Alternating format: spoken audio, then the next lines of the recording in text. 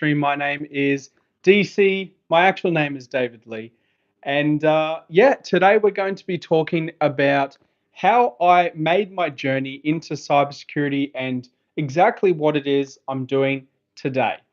So, this is one of the questions that really does get asked in my Discord server, link below, on how I get into cybersecurity and how I myself actually got into cybersecurity and what it is I'm actually doing in the industry these days. So I wanted to make an updated version of this video because I have talked about how I've gotten into cybersecurity before a couple of times, but I thought now's the right time for a refresher. So let's do it.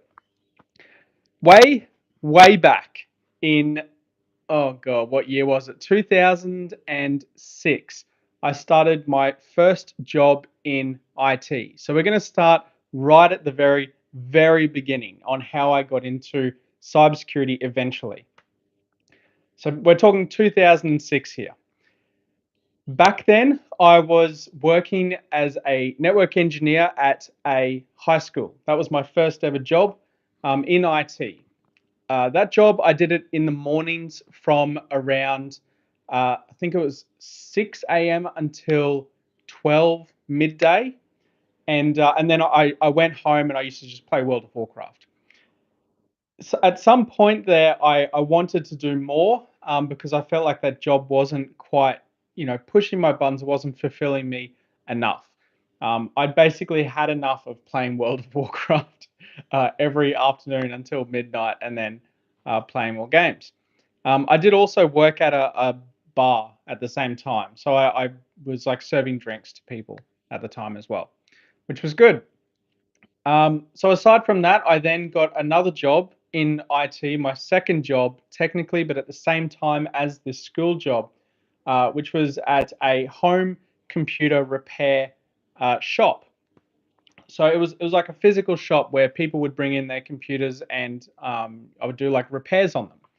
Um, I was working there for about a few months until they expanded the team into also going out to fixing computers on site. So it turned into an on site repair job, which I did in the afternoons. So morning, 6 a.m. to 12, I'd work at this high school and I'd go to my next job, which was to go out and drive to different people's houses to fix their computers. I did this for quite a while actually. I did it for about a year and a half or almost 2 years, I think, before thinking it's not really taking me anywhere. I haven't really progressed much at all, and I've learnt everything that I think I can learn from doing this. So I decided at the time to start my own IT repair business, but I wanted to focus on the business clients. The reason for that is because when I was working at this home repair place, I found out well, actually, a couple of things. One thing was that the home repair clients were a pain. There was lots of them for sure, but they were quite painful. The second problem here was that it wasn't consistent and scheduled income. You didn't really know if it was going to be a good month or a bad month. It was very hard to predict. So I figured if I could lock in people into a monthly subscription fee, like a service fee for their IT systems at businesses, then I would be much better off. I didn't realize at the time that so many other people were doing exactly this thing, and it was called a managed service provider. I thought I was a genius. I thought I'd come up with this great plan, this amazing scheduled payments. Who's ever thought of this crazy business before? So that business actually went pretty well. There wasn't too many managed service providers in the city that I live in Brisbane.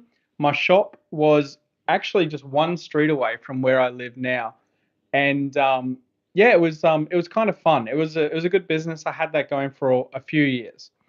While I was working at this business, I wanted to sort of expand my knowledge, so I started doing some subcontracting through this business that I already had to other managed service providers. I was filling in the gaps of areas that they didn't really want to do. At the time, for me, that looked like web design. I was really interested in web design, and it was fun. I should mention here as well, before doing any of these jobs, I kind of forgot this at the very start. I'm very sorry. Before doing any of these jobs, I went to high school, finished high school. Then I went to TAFE first. So TAFE is where you can get a diploma in Australia for anyone watching from overseas. Went to TAFE first. I did a network engineering diploma, which was good. And then I finished that and did another year at TAFE doing a diploma in web design and media. That was pretty fun.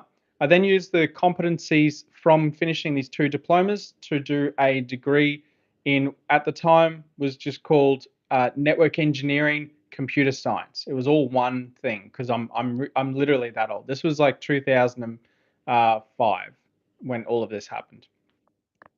So I've done all that study. I've done those two jobs, and I've now started my own managed service provider. While working as at this managed service providing business, I then started working through these different contracts of helping people build websites in their IT businesses for their clients. And I found out that my managed service provider was actually quite small, and it would take me a lot of effort to take it to the next level to make some larger amounts of money. So I thought, okay, maybe now's a good time to quit. I'll quit while I'm ahead. I'll sell my business and all of my reoccurring clients to one of these other managed service providers that I'm doing work for. So I approached them all. They basically ended up bidding against each other for my clients, which was fantastic for me. And yeah, I got a pretty decent payout, which I famously I tell everyone that's the money that I used for my first ever property. I put down a deposit on this first property. That was my means to an end. What I had gained though was a lot of experience and in like life experience more than anything, as well as technical experience, of course. So I used this to apply at another managed service provider, a new one that had just popped up. They were a Telstra partner. These guys were focusing on this crazy new thing called cloud technology, which was where they were essentially going out to businesses that had an on premise server or system, usually like some Microsoft Exchange stuff, and they would then move it to Microsoft Online. Or at the time, it wasn't even Skype or anything, it was like Link, Exchange, and that's pretty much it. You still had to use AD on premise at the time.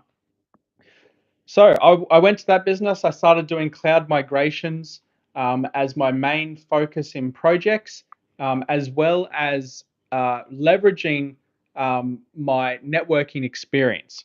So at the time, there wasn't a huge amount of people in networking in Brisbane, and honestly, there still isn't.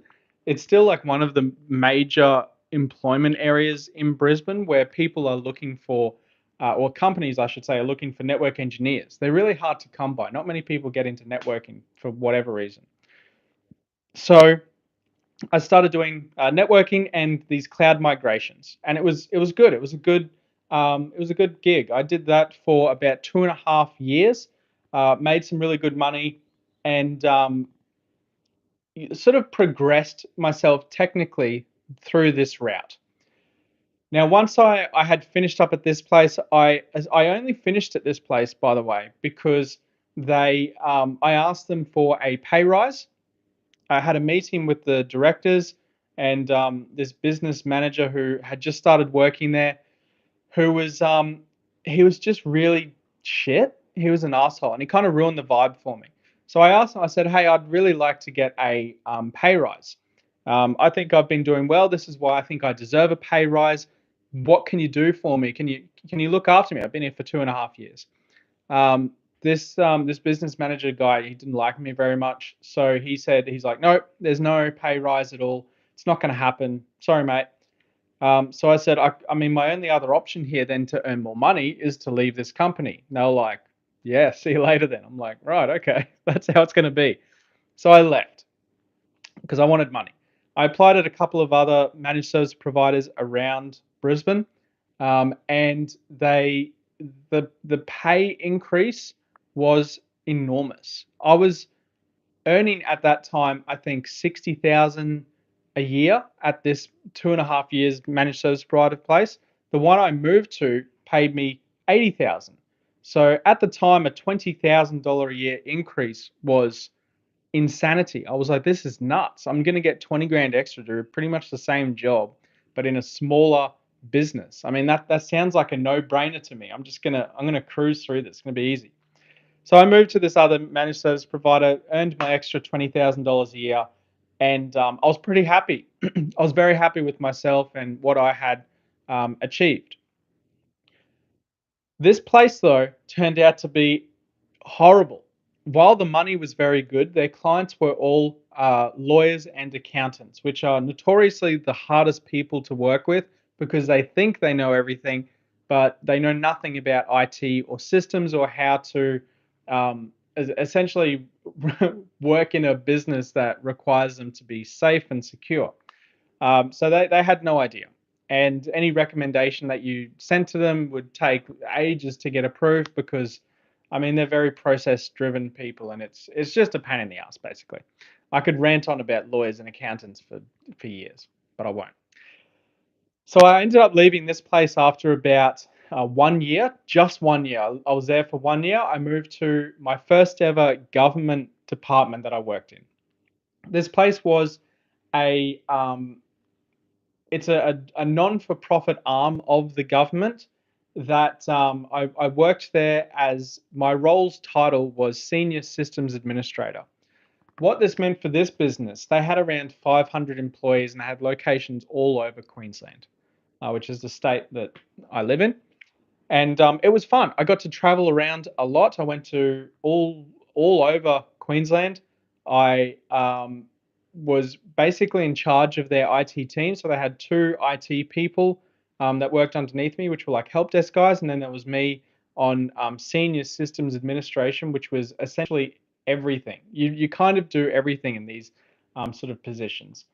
But the job was fun. It was good. It just, after a while, I got a little bit bored. And this is going to become a reoccurring theme of my work history, where I find myself getting bored working for other people because the projects eventually do dry up.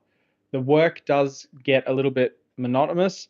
And yeah, for me, that's not ideal. So I left this place after about a year and a half, and I moved to another government department. Now I moved to this one because the pay increase was again around $20,000 a year more than before. So at this time I was making around 100,000. I'd finally hit the six-figure magical number.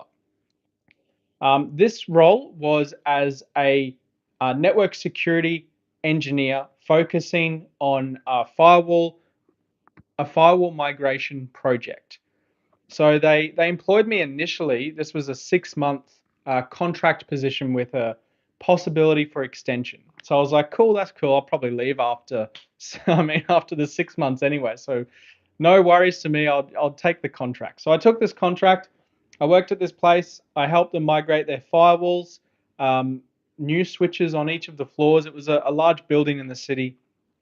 I did the configuration of the switches, the phones. I helped with a new desktop rollout, which was kind of fun. This firewall migration, which was interesting. They basically, I'll tell you a fun story here. They had these two Juniper firewalls, which were not designed for that much bandwidth, and they would constantly fail and then fail over to the other firewall.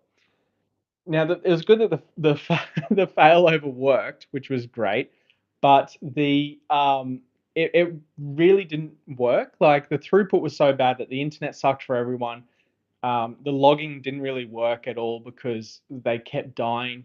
So yeah, they had these two crappy firewalls. They replaced them with two very shiny checkpoint firewalls. I can't remember the model number what now, but I remember the price tag and it was substantial. And the functionality, which is what really stuck with me. And this is where I got my taste of cybersecurity as an industry or a potential industry, because at this time it was still quite early days for cybersecurity. These things didn't really exist yet. It was you had cybersecurity engineers, but it was kind of like a whisper. No one really knew what anyone did. It was basically glorified help desk to look at IT related incidents, so what is now called incident response, or you would be working on network security. and it's evolved over the last few years, obviously, into this massive beast of an industry in itself. So I worked at this place for almost 2 years. So I stuck into this contract for, and they just kept renewing the contract, extending it out, saying, oh, yep, it's been great. So what I did while I was working there was I was focusing mostly on the network security side of things, as well as all of the different blades of that checkpoint firewall, and trying to manage the business just through security. So they had another guy who was a systems engineer. They had another dude who was a programmer, a business analyst, um, and yeah, they had kind of every other part of the business covered as far as technology went. But they didn't have anyone looking after their security because they hadn't needed it before. They just put these new firewalls in. They just started getting alerts on what was actually happening, and we started getting some really good insight into how the business was operating. So it was starting to get really fun. I was diving in there and learning a lot about what was going on. So that was my sort of introduction to cybersecurity, and I tasted it, I bit that apple, and I chewed it up. I loved it. I was sold immediately. I was like, this is going to be the next big thing for sure, absolutely, hands down. So I started studying. I went through this business. I got my OSCP. This is we're up to the year 2016 or 17 now. So I got my OSCP, a couple of CompTIA certs, the CEH, because I mean, that was one of the only certs available at the time. And yeah, I mean, it was shit then. It's probably still shit now, but who knows? Um, and yeah, it was a great journey into sort of learning all about what could be cybersecurity and how this industry could potentially play out just by learning from these certifications. So it was a very exciting time for me. It was very exciting to understand and sort of grow with this industry and find out where it was all starting to come together. I eventually left this job after using up their study budget essentially to learn everything I needed to know. And the reason I left was to apply for a job at a government defense agency. Now, this is where things got really, really interesting, and this is really close to when I started my YouTube channel. So at this time, I killed all of my social media. I was full Mr. Robot on cybersecurity. I needed nothing. I couldn't really have anything. I was working at this security agency going between Canberra, Sydney, and Brisbane. I'm sure you can guess which one it was. And I was working there primarily in field operations, specifically in social engineering practices. So they needed someone technical essentially on the ground who would go out to these places and figure out a technical side, but also be able to string a conversation together and keep things going, which was great. So I was working at that place for a while, and the problem with this, and I probably would still be there, maybe not. I'm not so sure if they allowed me to be able to. So with this particular agency and this particular role, I wasn't able to stay there for too long because there's a requirement on how long you can stay in this kind of position for. So I was there for uh, just under, or would have been just over 2 years' time. And while working there, I learned a lot. This had really opened my eyes to the various areas of cybersecurity, how big the industry is and was going to be, and it was exciting times. So I left this agency after finishing essentially what was a contract more than anything, and I started working for myself. I met a guy when I was working there. We started the business dccybersec, which is still my primary business that I work in at the moment. It's our own managed service, security managed services business. We also do some software development stuff like that. But yeah, it's a fun business, and I started that with a guy that I met while working at this place. So that was a great sort of introduction, and I thought this is something that's growing so big, I could definitely sell it. I've had a business in the past where I've done, managed service work. If I focus it on security, I'm sure we can make this work together. It's going to be fine. So we did. We just went guns blazing on that. I had a couple of other startup projects in between, which was AirDesker, another one called Hiver, um, a few other little businesses here and there, which then got me back towards doing subcontracting through this managed service business. So I still had my government clearance, and I wanted to utilize that to the end of its days. So I would go to government agencies and apply for their short-term contracts of usually 3 to 6 months time, which suited me perfectly because my previous history was 1 year of working, 1 year of working, 1 year of working, and that was fine. But it was also very, very boring to continuously, well, I guess it was just a pain in the ass really to continuously jump between these different jobs time after time after time. So yeah, the contracts eventually uh, stopped being government contracts and ended up being private industry contracts. The focus shifted from these government agencies towards me working at other managed service providers who were doing very much the same thing as my business, dccybersec, where we would go out and do a pen test or a security audit or whatever it was that we were doing, building a virtual SOC for them so that they could help manage their clients. All like pretty much every security role that existed had I had to touch at some point just to keep the contracts going, and it was fun. I mean, doing this different kind of work was really great. And this is when when I first left that agency is when I created my YouTube channel. If you go back to the first videos, I was like on the edge of insanity. I think I was a bit nutty at the time, and I had no idea what I was doing with this YouTube channel. But I thought it'd be fun to run a YouTube channel and talk about cybersecurity in this industry that I'd fallen in love with and where it was going to go. Moving on to today, I am still currently, and I'm about 2 months away from finishing my current contract and my last ever cybersecurity contract. I'm winding this one up because I have bigger and essentially better things to do, and I'm moving all over the place very soon. So yeah, I'm currently working in my last ever cybersecurity contract, and again, the markets are shifting all over the place. So as you would probably be aware, the next growth area that I'm interested to look into now is the automation and AI space.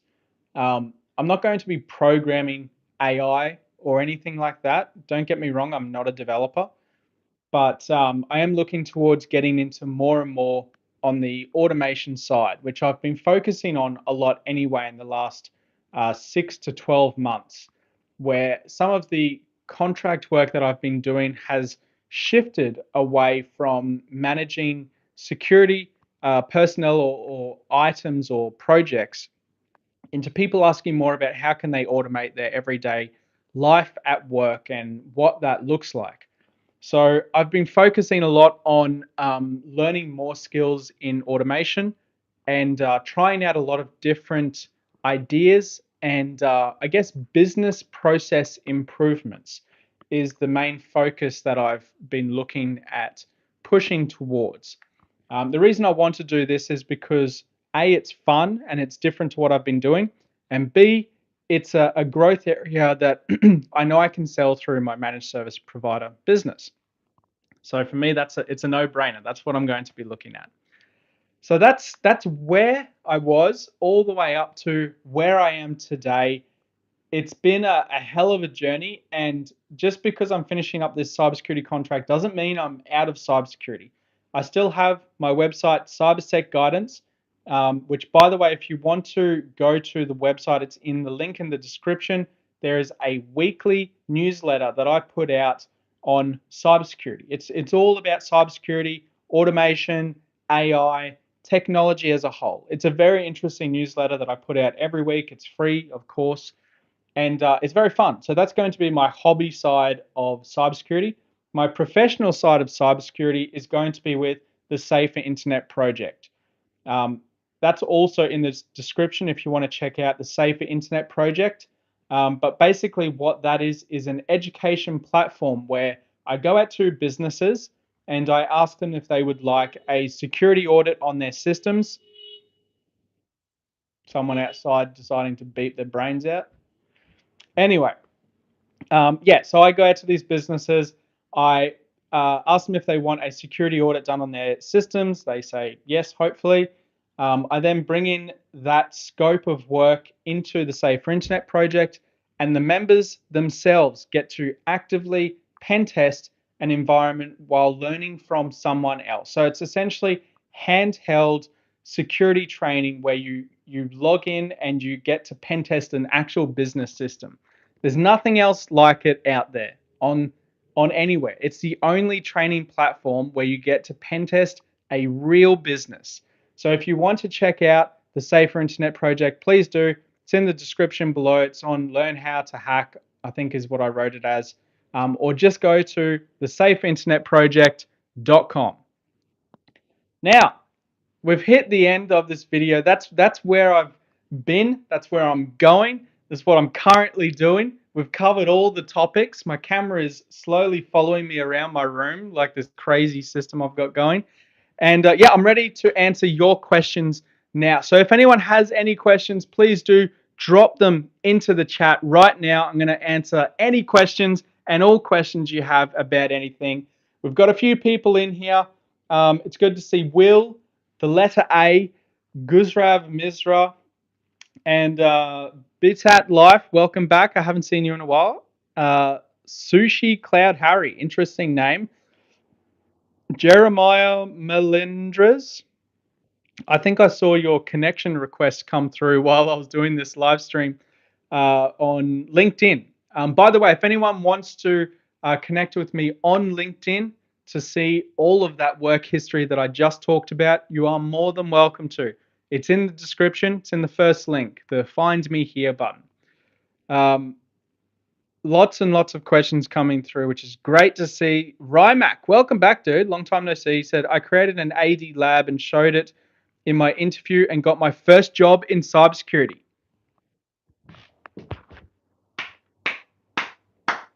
My man. Well done.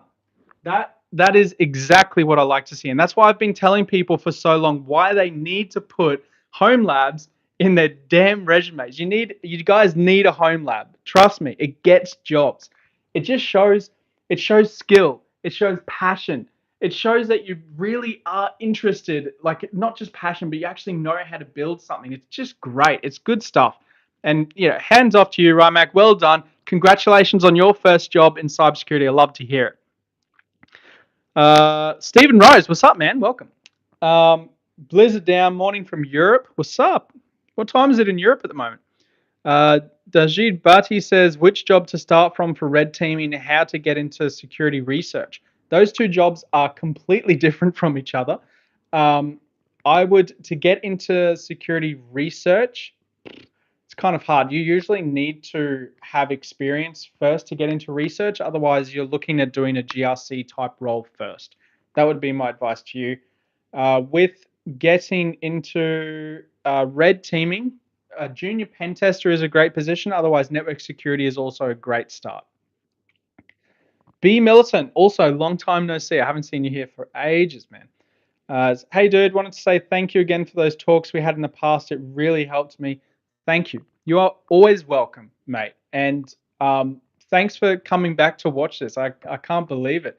It's been years since I talked to you, and but yeah, I still remember I remember your logo more than anything. But I remember the name, and I remember talking with you on Discord a couple of times, and it was, yeah. I mean, you're a good dude. So welcome back, and I hope you're doing well. Blizzard Down says, mostly following routines. I'm in Spain right now, 10 a.m. B. Millicent's always lurking on the videos. Really? You creepy lurker, you. Get out of here. I'm joking. No, don't leave. Don't leave. Rymick says, what's the status for Australia for network pen testers or cloud pen testers? I'm not sure what you mean by what's the status, but there are lots of jobs for both network pen testing as well as cloud pen testers, if that's what the question is. It's interesting though, because usually with these kinds of jobs, they link them together as one job. So you would just be a pen tester. That's usually how they group it. Let's say you're a pen tester. You're going to pen test cloud environments. You're going to pen test um, web apps. You're going to be pen testing some mobile apps. You're a pen tester. You pen test everything. So it's kind of fun because it's very diverse. You get to do lots of different stuff, but yeah, it's also hard because you need to pen test so many different systems and understand how each of them work. Um, the same goes for cloud content. Daji Bhatti, thank you, DC from India. Welcome from India. I think it's like afternoon at the moment in India. I can't remember. Um, 4 a.m. in New York. Jesus, go to sleep. It's so late. Celine Merlin, thanks for all the advice. You are more than welcome. I remember seeing you come into the Safer Internet Project Discord server today. So welcome to the Safer Internet Project. I love to see you there. We got another longer question just came in from Saber Turbo. Thanks, DC, for your help with the one-on-one consulting chats on your cybersecurity guidance website. It's been 2 weeks since I started my SOC analyst role. Get out of here. Really, you got the role. Oh my God. Well done, dude. Another round of applause for this guy. Legend. Love to hear it. Well done on getting that. If anyone else is interested in having a one on one conversation with me, there are a few different options that you can choose. Click the link in the description and book in a time. There's lots of time available at the moment. So, yeah, feel free to book in a time and let's have a chat sometime. Razindu says, love your setup. Thank you. A lot of people think that I actually run a desktop PC, but I don't. I just have one computer and that's it. That's my laptop. It's a Windows 11 laptop. The matrix screen is just C matrix running in an Ubuntu terminal in WSL. That's a the FireEye threat map because it looks cool. You can see the threats going around the world, and yeah, it's a good PC. I think I've got 32 gig of RAM, a 1 gig graphics, like onboard graphics, whatever it is, and an SSD. It's not a gaming PC. It's very good for work though, which is what I use it for. So yeah, it's good. It gets me going. It's good. Um, Adam Stanley says, thanks for the vid. What's your thoughts on studying Cert for Cyber at TAFE? I'm glad you asked. So, having done TAFE myself twice with 2 diplomas, I think it is a great place to get started with cybersecurity, especially because those TAFE diplomas are free at the, oh, sorry, the certificate for is free at the moment. It's absolutely worth learning. My only advice to you is to pair that together with the Safer Internet Project. Now, I know I'm one of the directors of the Safer Internet Project, so it's a I am promoting my own business here, but I'm promoting it for a reason. So the reason that the Safer Internet was created is to give you an a hands-on experience that you can put on your resume because you are actively going out there and pen testing these businesses and learning and gaining that experience. The experience together with the Cert 4 is like a match made in heaven. It's very affordable learning. You get a lot out of it. You get to learn from a community, 2 live sessions every week, as well as some very specific um, cybersecurity learning modules to choose from. So I would do the Safer Internet project tied together with your Cert 4 at TAFE. By the time you finish TAFE, you will be absolutely job ready. And you should start applying for jobs then. As part of the Safer Internet project, you also get to put me down as your job reference. So I will talk to the companies in Australia, which some of them know me, like I've talked to them before or even worked there, So I'm more than happy to put my name on your resume to help you get that job. So do that. That's my advice to you. Where was I with the questions? Rymax says, thanks to your channel, I got many recommendations on YouTube about cybersecurity. That's good. I'm glad. I'm glad. There's a lot of cybersecurity channels out there now, and some of them are absolutely killing it, which is fantastic. I love to see the community growing and the information becoming more clear and actually correct.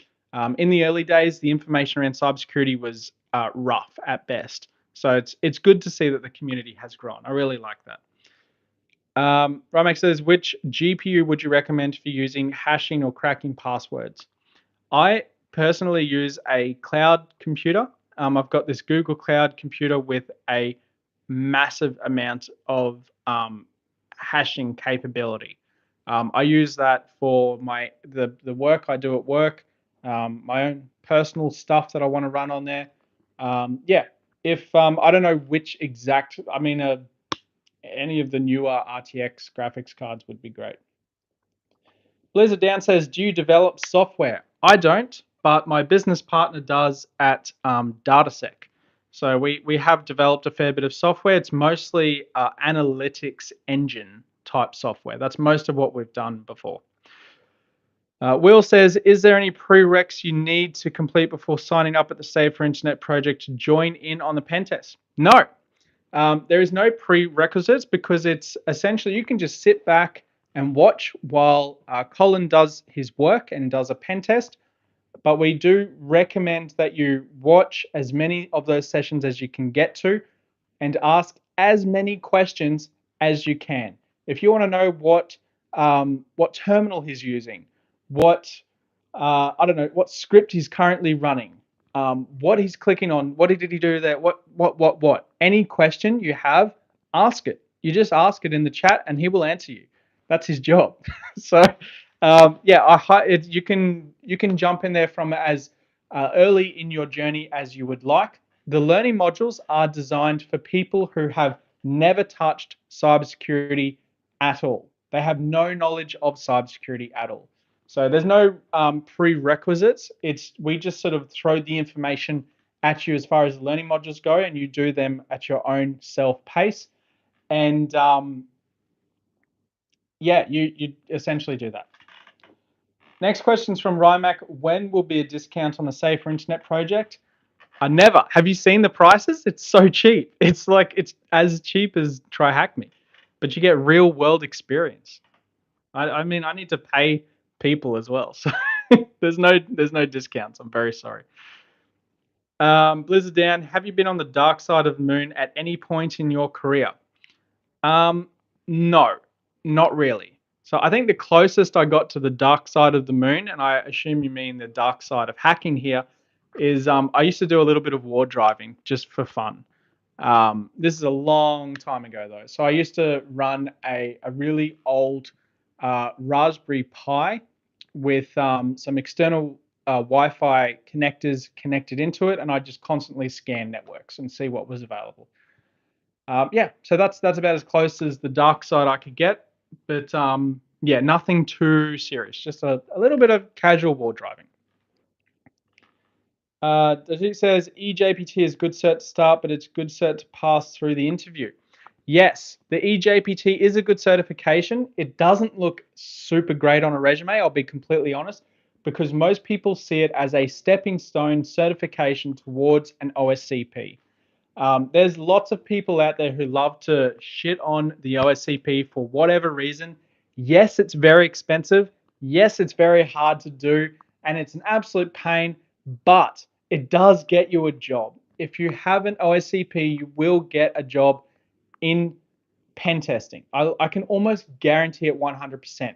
There's a few companies actually in Australia now who have opened up to employing people from overseas if they have an OSCP. They're not asking for experience. They're not asking for like literally anything. You just need to be able to get working rights in Australia.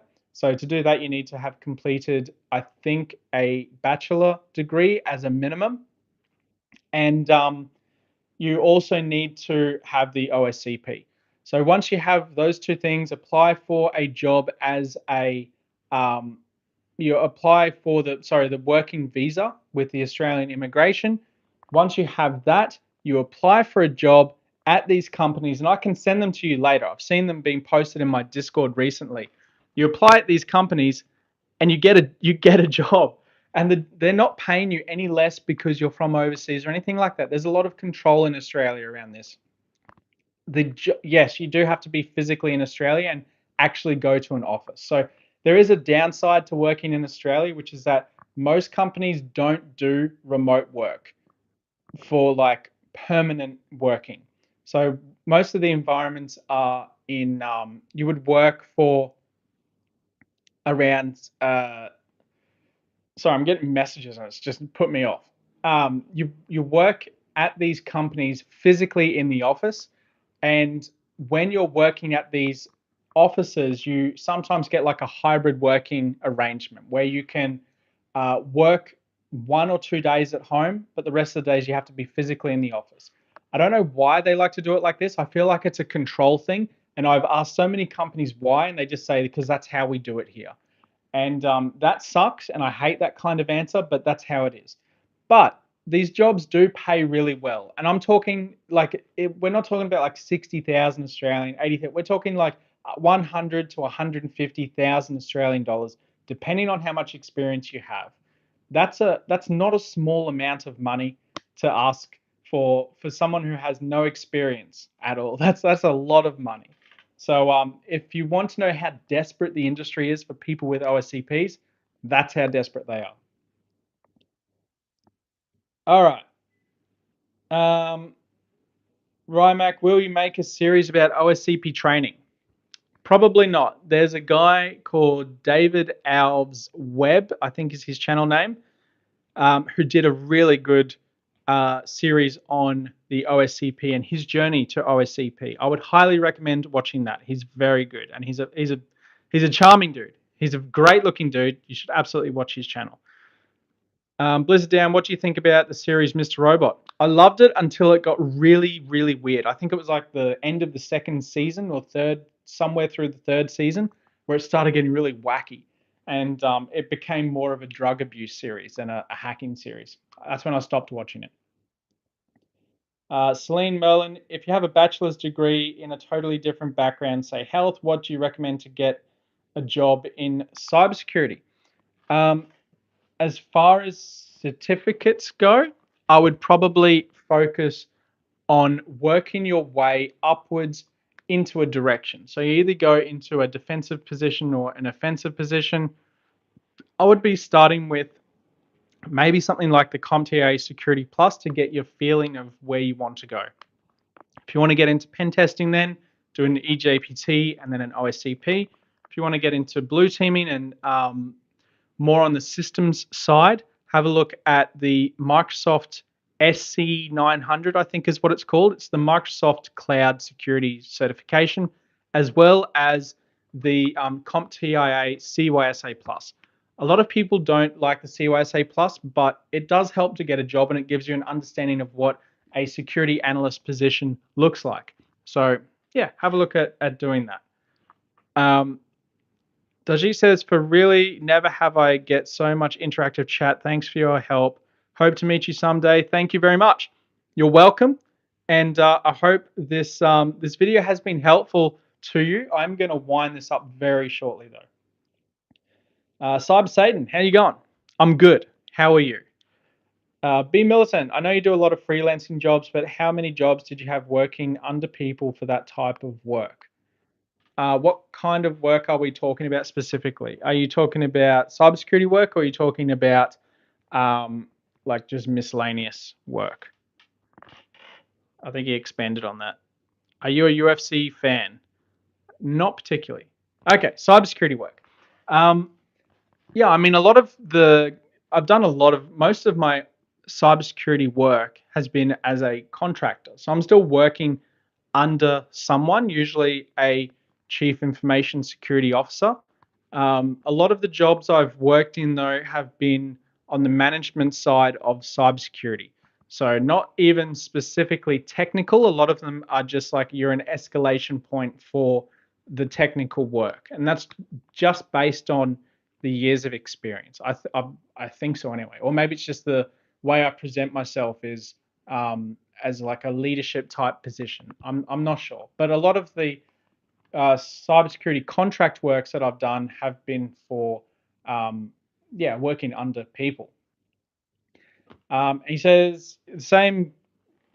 B. Millicent says, "Gotcha. I know you traveled for work as well." Yes, I have traveled a fair bit. I did a little bit of work in Singapore. I've worked all over Australia. I did a little bit of work in New Zealand once for not very long.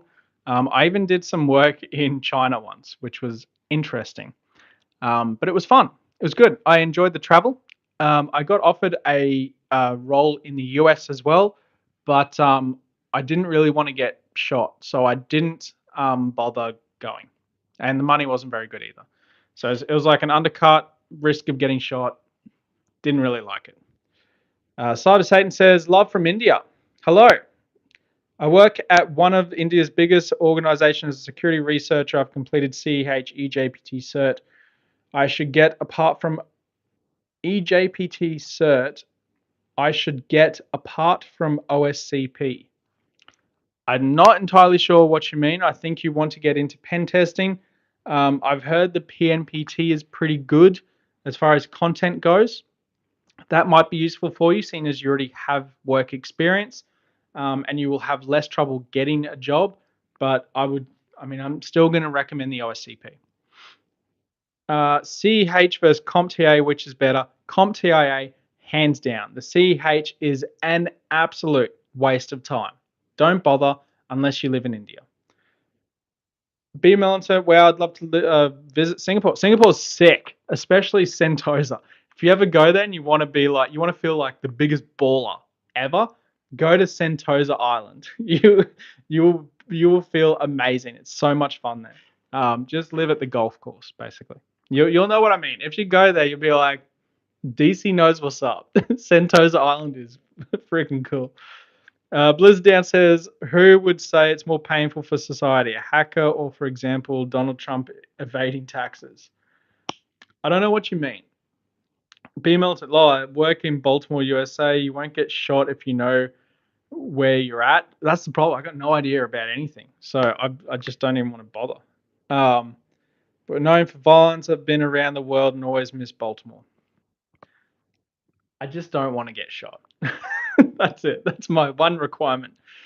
Cyber says love from India. I already answered your question, man. So I don't know why you're sending it and then deleting it, but that's okay because I'm going to end this live stream here. It's been an absolute pleasure talking with each and every one of you.